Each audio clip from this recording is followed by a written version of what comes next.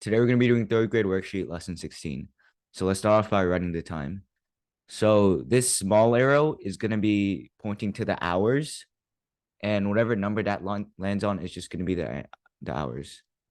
And the bigger arrow is going to be the minutes. So whatever arrow that lands on, we multiply by 5, unless it lands on 12, which we just don't do anything to the minutes.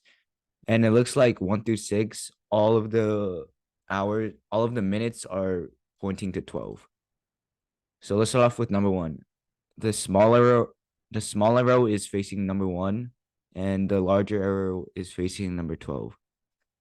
The smaller arrow is the hours, so it's 1. And since the longer arrow is facing 12, we don't do anything with it, and we just put 0, 0. And that's the answer for number 1. Number 2. The smaller arrow is pointing to 2, and the longer arrow is pointing to 12. So again, the smaller arrow, whatever that's pointing to, that's the hours. 2. And for all of these, we know that they're all pointing to 12, so we can just put 0, 0 for the minutes for all of them beforehand. And 0, 0. And we see at number 3 that's pointing to 10, so we put 10 o'clock. Number 4 is pointing to 6, so that's 6 o'clock. Number 5 is pointing to 11, so it's 11 o'clock. And number 6 is pointing to 8, so it's 8 o'clock. Now moving on to the same thing. Number 7, the smaller arrow is pointing to 7 and the larger arrow is pointing to 12. So again, 7, 0, 0. And we can do the same thing as we did beforehand by writing 0, 0 on all the times. Okay, so number 8, the smaller arrow is pointing to 3, so it's 3 o'clock.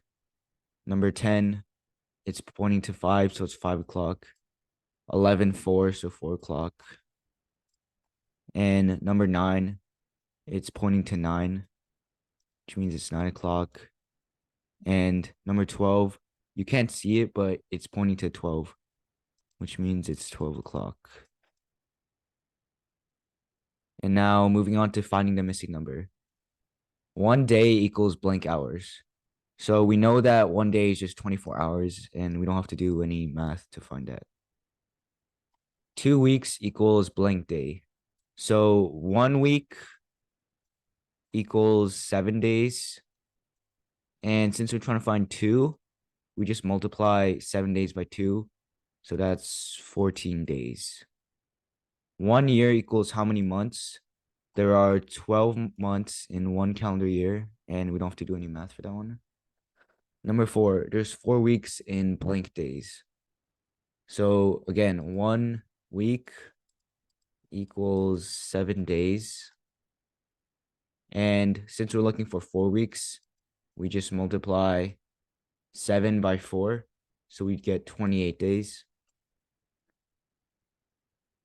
And that's the answer for number 4. Number 5, 2 years equals blank months. So since 1 year equals 12 months, 2 years, we would just multiply 12 by 2, which is 24 months. Blank minutes equals 2 hours. So we know that 1 hour equals 60 minutes. 1 hour equals 60 minutes. And we're looking for 2. So we just multiply 60 by 2. And that would give us 120 minutes in 2 hours. 48 hours equals blank days. Okay, so 1 day, 24 hours. We have 48 hours. And to get that, we just multiply 24 by 2. So we do the same to days. So we get 2 days. And number 8, 60 minutes equals blank hours. And 60 minutes is just how many minutes are in 1 hour. And that's the answer for number 8. Now, moving on to word problems. Number 1, when did Gina went on a trip for 2 weeks and 3 days? She left on July 11. When did Gina return? So let's see. Let's find out how many days Gino went. 2 weeks and 3 days. 2 weeks is the same thing as 7 times 2, since there's 7 days in 1 week. So we would have 14 days plus 3 days. That would be 17 days. So she's been gone for 17 days, but we need to find when she returned, right? So we would add 11 to 17 to get 28. So Gina returned in July 28. Number 2, brown bears will hibernate for up to 7 months in a year. How many months are they not hibernating in a year?